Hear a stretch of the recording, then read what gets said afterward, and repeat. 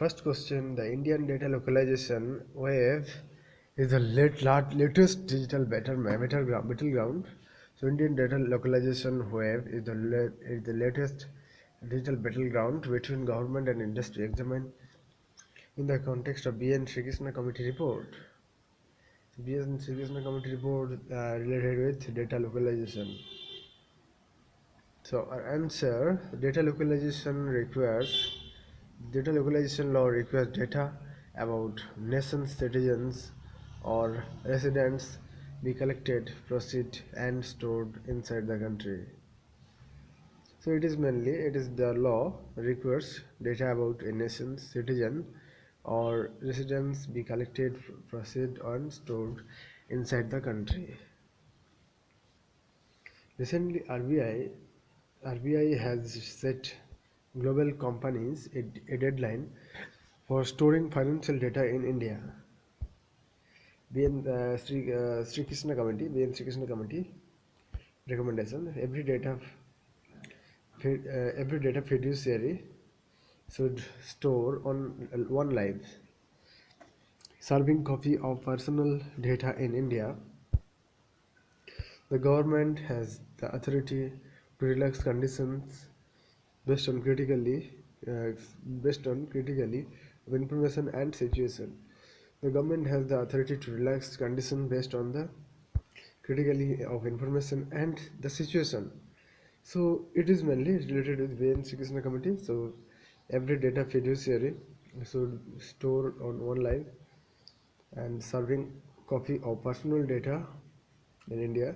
The government has the authority to relax conditions based on the critically of information and the situation. Need for data localization. The government arguments challenge of potential use of people's data by companies such as challenges of potential use of people's data by companies such as Google, Facebook, Amazon without clearly setting the purpose. There have been similar debates around Aadhaar and the fact that information can be hacked. When this happens, right of the citizens must always prevail, as it is for the sake of a citizen that business exists and not the other way. So no business or industry can even be totally free of monitoring. Challenges of data localization, industry argument. So mandating localization of all personal data can become a trade barrier in the key markets. Mandating localization of all personal data can become a trade barrier in key markets. Policies that govern data protection, storage, and classification need to be carefully crafted given to the global footprint. So policies that govern data localization, storage, and classification need to be carefully crafted given the global footprint and IT/BPM sector. Service providers in India process financial, healthcare, and other data from all over the globe. India is also the destination for research and development, product development, analytics, and shared service. Many of these trade opportunities might be missed if the law is perceived to be stringent. The service providers in India process financial, healthcare, and other data from all over the globe. India is also the destination of research and development, product development, analytics, and shared services. Many of these opportunities might be missed if the law is perceived to be stringent. Thus, growth will be restricted if data cannot be aggregated internationally. So, thank you.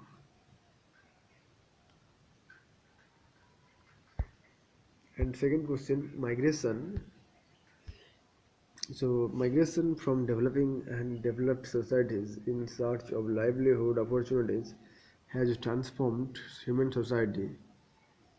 Migration from developing to developed societies in search of livelihood opportunities has transformed Indian society, human society, and still continue to drive economic and social development. Critically examine. So answer: human migration is the movement by people from one place to another, with the intention of settling permanently or temporarily in a new location. Human migration is the movement of people and from one place to another, okay, and with the intention of settling permanently or temporarily in a new location. How migration transforms society. So how migration transforms society. So now is studies. So economic growth can be sustained and services to an aging population can be maintained when there are insufficient young people locally. Services to an aging population can be maintained when there are insufficient young people locally.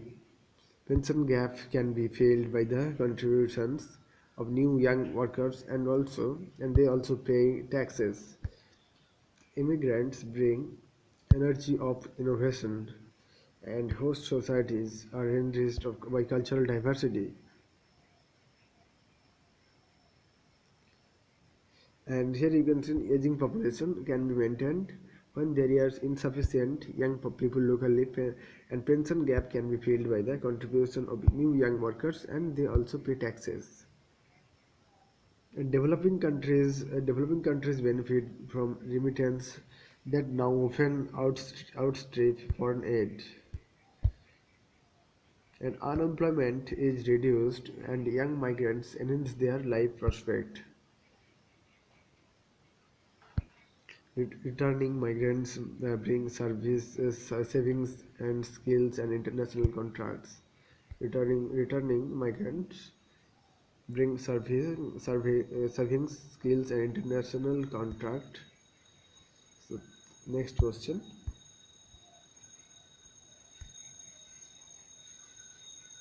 What do you understand by nuclear triad? What is the significance of nuclear triad for India? How do you understand nuclear triad and what is the significance? Answer: a nuclear triad is a three-pronged military force structure that consists of land-launched nuclear missiles, arms submarines, and strategic aircraft with nuclear bombs and missiles. So it is a three-pronged military force structure that consists of land-launched nuclear missile armed submarines and strategic aircraft with nuclear bombs and missiles. India recently completed its triad with the INS launch of INS Arihant. Significance of the nuclear triad. So its significance are like significance it is. So it has given India's policy of no first use. INS is the most dependable platform for second strike because it is mainly India's first. So given India's policy of no first use, INS is the most dependable platform for the second strike because land-based facilities are prone to attack. Please remember, land-based facilities are prone to attack. India's attainment of complete mastery over all the highly complex systems and procedures with regard to nuclear weapons. Both of India's neighbors, Pakistan and China, possess nuclear weapons, and the power of nuclear weapons to act deterrent in preventing wars is well established. The triad shows that India has emerged as a mature nuclear armed state. This exercise is a testimony to India's technological prowess. It shows a high degree of engineering skill and works workmanship with sustainable indigenous component.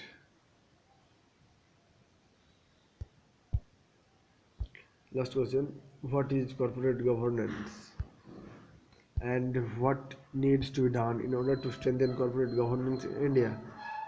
So, corporate governance is broadly refers to the mechanisms and process.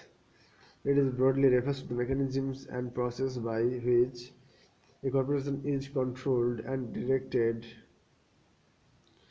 and balance the interest of stakeholders. So, corporate governance broadly refers to the mechanisms and process by a corporation is controlled and directed and balance the interest of stakeholders. Despite multiple legal provisions, corporate scams to the tune of billions continue to affect the country on a continuous basis.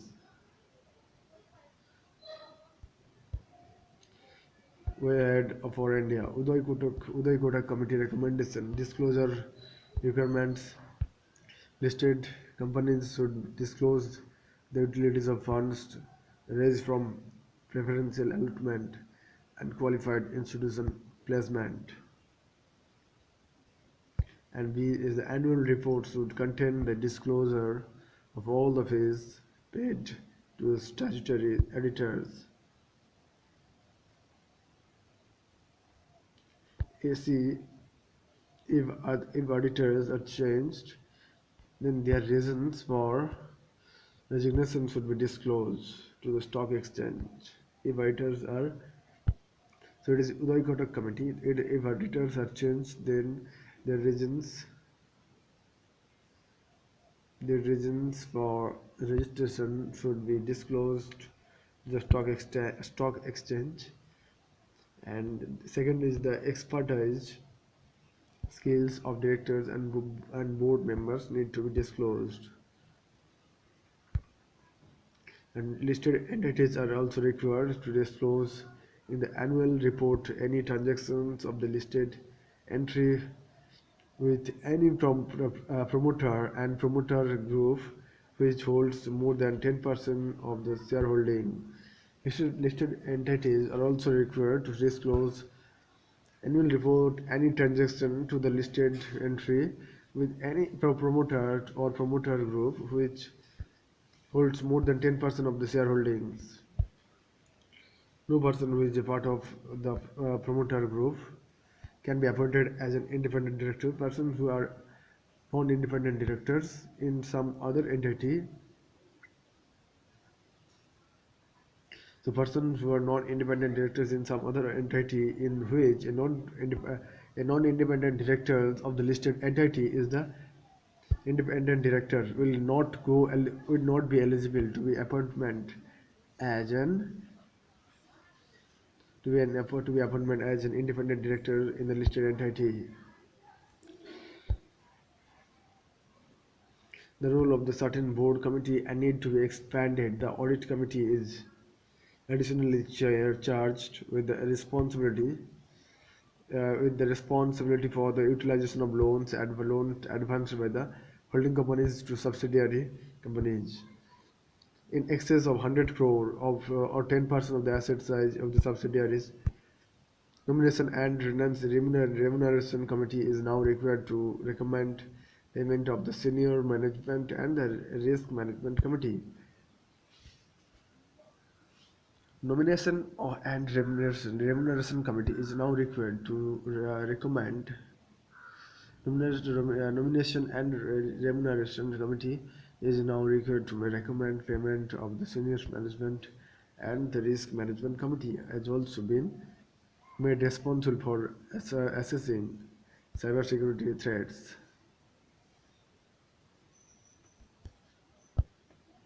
The maximum listed companies which who can hold directorship has now been reduced to 8, and the meanings of material subsidies has been expanded to include subsidiaries which are worth 10% of the consolidated income or the net worth of the listed company. The meaning of the material subsidy has been expanded to include subsidiaries which are worth 10% of the consolidated income or the net worth of the listed company. The maximum listed companies are in which one can hold directorship has now been reduced to 8. Please remember. So thank you.